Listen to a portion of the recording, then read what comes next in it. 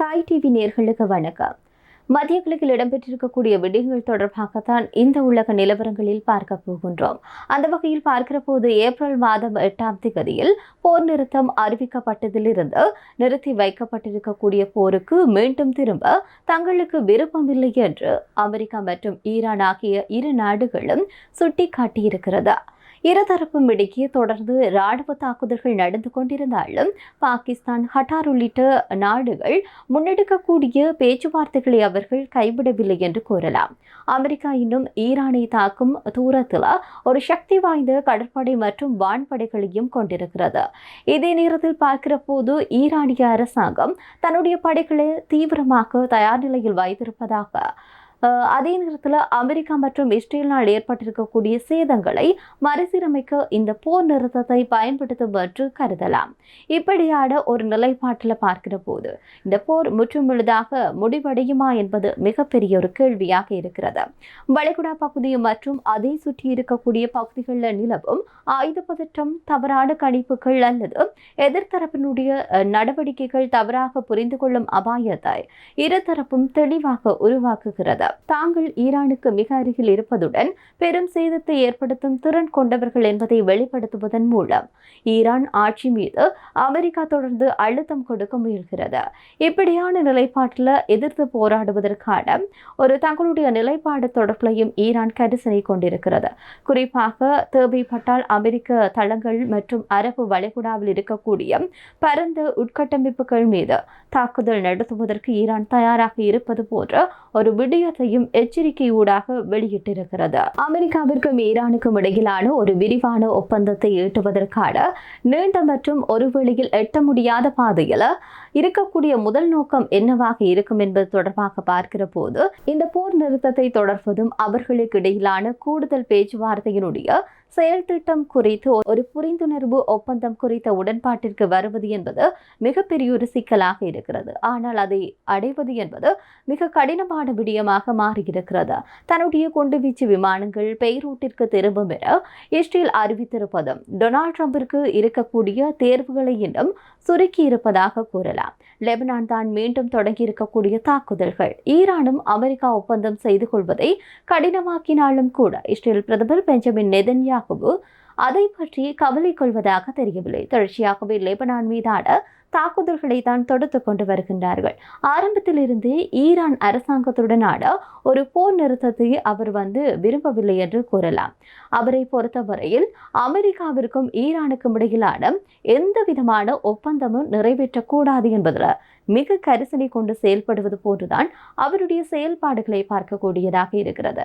ஈரானியர்கள் லெபனானில் இருக்கக்கூடிய தங்களுடைய கூட்டாளிகளான இந்த கிஸ்புல்லாவை தொடர்ந்து ஆதரித்து வருகின்றார்கள். அமெரிக்காவுடனான ஒரு விரிவான ஒப்பந்தத்தில் இஸ்ரேலின் தாக்குதல்களுக்கு முற்றுப்புள்ளி வைப்பது என்பது தொடர்பில் இடம்பெற வேண்டும் என்று சொல்லி அவர்கள் எதிர்பார்க்கின்றார்கள். இப்படி இருக்கக்கூடிய நிலையில் அமெரிக்க அதிபர் ட்ரம்ப் தற்போதைய இஸ்ரேலை கட்டுப்படுத்த முயல்வது போன்றுதான் தெரிகிறது. குறிப்பாக அண்மையில் தொலைபேசி உரையாடலூடாக பிரதமர் பெஞ்சமின் நெதன்யாகுவை அவர் திட்டி தீர்த்திருப்பதாக கூட ஊடகங்களில் வெளியாகி இருந்தது. ஹார்முஸ் நீர்ணையை பொறுத்தவரையில் இந்த நீர்ணையானது மீண்டும் திறப்பது என்பது ஈரான் அரசாங்கம் ஒரு விலை கோரும். அதே நேரத்தில் அது ஒரு வேளையில் தடையை நீக்குவது அல்லது இந்த முடக்கி வைக்கப்பட்டிருக்கக்கூடிய சொத்துக்களை விடுவிப்பது போன்ற ஒரு வடிவத்தில் இருக்கலாம் என்று எதிர்பார்க்கப்படுகிறது. எனவே தீவிரமான பேச்சுவார்த்தைகளுக்கு இது ஒரு முன் நிபந்தனையாக கூட மாறக்கூடும். முன்பு மிக முக்கியமான மற்றும் பரபரப்பான நீர்வழியாக இருந்தக்கூடிய இந்த ஹார்முஸ் நீர்ணை வழியாக இப்போது மிக குறைந்த அளவிலான கப்பல்களே செல்கிறது. கடந்த பிப்ரவரி மாதம் 28ஆம் தேதி அமெரிக்கா மற்றும் இஸ்ரேல் நடத்தி இருக்கக்கூடிய இந்த தாக்குதல்களை தொடர்ந்து ஹார்முஸ் நீர்ணை என்பது முற்றாக பாதிக்கப்பட்டிருந்தது. குறிப்பாக ஈரான் மூடியிருக்கிறது. சவுதி அரேபியா தன்னுடைய எண்ணெயினுடைய ஒரு பகுதியை செங்கடல் துறைமுகத்திற்கு குழாய் வழியாக கொண்டு செல்கிறது. மேலும் ஐக்கிய அரபு எமிரேட்ஸ் மற்றும் ஹார்முஸ் நீர்ணைக்கு அப்பால் இருக்கக்கூடிய ஓமன் வளைகுடாவை ஒட்டிய தன்னுடைய சிறிய ஒரு கடலோர பகுதிகளில் தான் இந்த முனைகளுக்கு தான் எண்ணெய் கொண்டு செல்லும் குழாய் அமைப்பை கொண்டிருக்கிறது. இப்படியாக பார்க்கிற போது மிக முக்கியமான வழித்தடம் பாதிக்கப்பட்டிருக்கிறது. ஆனால் உலகின பிற நாடுகளில் பார்க்கிற போது தங்களுடைய வழக்கமான எண்ணெய் மற்றும் எரிவாயு விநியோகத்தில் சுமார் 20% இழந்திருப்பதாக பார்க்கக்கூடியதாக இருக்கிறது. மேலும் பல முக்கியமான ஏற்றுமதிகளும் பாதிக்கப்பட்டிருக்கிறது. இப்படி பார்க்கிற போது இந்த நீர்நிலையை தொடர்ந்துதான் மூடி வைத்திருப்பது என்பது உலக பொருளாதாரத்துக்கும் மிகப்பெரிய ஒரு சிக்கலாக மாறக்கூடும். அமெரிக்கா வளைகுடா எண்ணெய்களை சார்ந்திருக்கவில்லை என்று சொல்லி சொன்னாலும் அமெரிக்காவில் பெட்ரோல் விலைகள் என்பது உலகளவு எண்ணெய் சந்தையினால் தான் தீர்மானிக்கப்படுவதாக இருக்கிறது. இந்த நிலையில் பார்க்கிற போது ட்ரம்ப் ஒரு இக்கட்டான சூழ்நிலையில் தான் தள்ளி இருப்பது போன்று ஒரு விடயமாக பார்க்க முடியும். எளிதாக ஒரு வெற்றி கிடைக்கும் என்று நினைத்து போருக்கு சென்றிருக்கக்கூடிய ட்ரம்பிற்கு இது மிகப்பெரிய ஒரு பலத்த அடியாகத்தான் இருக்கிறது. தொடர்ச்சியாகவே அவருடைய அந்த எண்ணம் மாறுவதற்கான சாத்தியக்கூறுகள் தான் இருக்கிறது. குறிப்பாக பெரும் தவறின் விளைவுகளை அவர் தற்போது சந்தித்துக் கொண்டிருக்கின்றார். அமெரிக்க அதிபரும் அவருடைய நெருங்கிய கூட்டாளியுமான இஸ்ரேல் பிரதமர் பெஞ்சமின் நெதன்யாகுவும் தங்களுடைய தாக்குதல்களை எதிர்கொள்ளும் தாக்குப்பிடிக்கவும் இஸ்லாமிய அரசாங்கம் இந்த அளவிற்கு தயாராக இருக்கும் என்று சொல்லி அவர்கள் எதிர்பார்த்திருக்க மாட்டார்கள். இஸ்லாமிய படைகளை மிக குறைவாக குறைத்து மதிப்பிட்டிருக்கின்றார்கள். ட்ரம்பிற்கு இதில் எளிதில் வெளியேற வழியில்லை என்றுதான் சொல்ல வேண்டும். மேலும் ஈரானிய அரசாங்கமும் நிலைமையை அப்படியே நீடிக்க வேண்டும் என்று விரும்புகிறது. இந்த ஹார்மோஸ் நீரினை திறக்க வேண்டிய கடப்பாடு அமெரிக்க அதிபர் டொனால்ட் ட்ரம்புக்கு இருக்கிறது. ஏனென்று சொல்லி சொன்னா ஈரானுக்கு எதிரான போர் அமெரிக்காவில் பெரும் வரவேற்பை பெறவில்லை. இதனை மீண்டும் தீவிரப்படுத்தும் விதமாகத்தான் இன்னும் அதிகமான அமெரிக்க மக்கள் இதற்கு எதிராக சில நேரங்களில் களத்தில் இறங்கக்கூடும். இந்த நிலையில் ட்ரம்பிற்கு இருக்கக்கூடிய இந்த பிரச்சனை என்னவென்று சொல்லி சொன்னா இந்த நீர்நிலை பகுதியில் மீண்டும் திறப்பதற்காக ஈரான் கோரக்கூடிய சலுகைகளை வழங்க வேண்டிய கட்டாயத்திற்கு இல்லாட்டி நிர்பந்தத்திற்கு அவர் செல்லக்கூடும் என்று சொல்லி எதிர்பார்க்கப்படுகிறது. அதே நேரத்தில் அவருடைய கட்சிகளுக்குள்ளேயான சில சிக்கல்களையும் எதிர்நோக்கக்கூடும். அது மட்டுமன்றி தானே வெற்றி பெற்றதாக மக்களிடம் சுட்டிக்காட்டிக் கொள்ளக்கூட அவர் விரும்பக்கூடும்.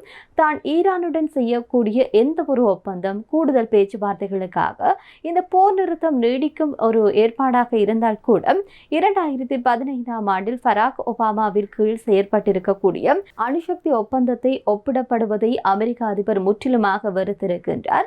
ட்ரம்ப் இந்த ஒப்பந்தத்தில் கண்டித்ததுடன் வெள்ளை மாளிகையில் தன்னுடைய முதல் பதவி காலத்திலேயே அமெரிக்காவை அதிலிருந்து வெளியேற்றினார் என்பதும் குறிப்பிடத்தக்கது. இப்படியான ஒரு சூழ்நிலை இருக்கக்கூடிய சந்தர்ப்பத்தில் மீண்டும் இந்த நிர்ணயை பெறுவதற்கு அவர் எவ்வாறான விளைவுகளை கொடுக்க வேண்டும் என்பது மிகப்பெரிய ஒரு கேள்வியாக இருக்கிறது. அது மட்டுமன்றி இந்த நிலைப்பாட்டில் இருந்து அவர் எப்படி மாறப்போகிறார் என்பது மிகப்பெரிய ஒரு கேள்வியாக இருக்கிறது. மேலும் ஈரானை அவர்கள் குறைத்து மதிப்பிட்டிருக்கின்றார்கள். அதாவது இஸ்ரேலும் அமெரிக்காவும் தங்களுடைய வான்படைகளை போதும் ஈரானை அழித்து நொறுக்குவதற்கு என்ற ரீதியில தான் அவர்கள் இந்த போரை தொடங்கியிருந்தார்கள். ஆனால் நிலைமை என்பது தற்போது மாறியிருக்கிறது. ஈரான் அவ்வளவு சக்தி வாய்ந்ததாக இருக்கிறது. அவர்கள் இந்த போர் நிறுத்த உடன்படிக்கை இல்லாட்டி குறிப்பிட்ட காலத்தில் அமைதி பேச்சுவார்த்தை நடக்கிற போது தங்களுடைய இராணுவ பலத்தை அதிகரித்திருப்பதாக கூறப்படுகிறது. எனவே இதன் விளைவுகளை அமெரிக்கா தற்போது எதிர்நோக்கி கொண்டிருக்கிறது. சர்வசாதாரணமாக அழித்துவிட முடியும் என்று எண்ணித்தான் போர்ல அமெரிக்க ஜனாதிபதி டொனால்ட் ட்ரம்ப் களத்தில் இறங்கியிருந்தார். எனவே அமெரிக்கா எதிர்பார்த்ததை போன்று இலகுவாக ஈரானை வீழ்த்துவிட முடியாது என்பது தொடர்பான விடயங்கள் தற்போது அவர்களுக்கு புரிந்திருக்கும். அதே நேரத்தில் ஈரானும் இதனை விடுவதாக தெரிவதில்லை. குறிப்பாக தங்களுடைய இழப்புகள் நிறைய சந்தித்திருந்தாலும் இறுதி மூச்சு வரை போராடுவோம் என்ற ரீதிகளா தொடர்ச்சியாகவே அவர்கள் பதில் தாக்குதலை தொடுத்து வருகின்றார்கள். எனவே அமெரிக்காவுடைய இந்த நிலைப்பாடு எப்படி மாறப்போகும், குறிப்பாக டொனால்ட் ட்ரம்புடைய அந்த நிலையில் இருந்து அவர் இறங்கி வருவாரா, இல்லாட்டி நடைபெற்றிருக்கக்கூடிய விடயங்களை பார்க்கிற போது ஏதோ ஒரு வகையில் அவருக்கான அழுத்தம் என்பது அங்கே அதிகரித்துக் கொண்டிருக்கிறது அமெரிக்காவில். எனவே இவற்றை சரி செய்வதற்கு அவர் எவ்வாறான யுத்திகளை கையாள்வார் என்பதை நாங்கள் பொறுத்திருந்து தான் பார்க்க வேண்டும். மற்றும் ஒரு உலக நிலவரத்துடன் சந்திப்போம். நன்றி.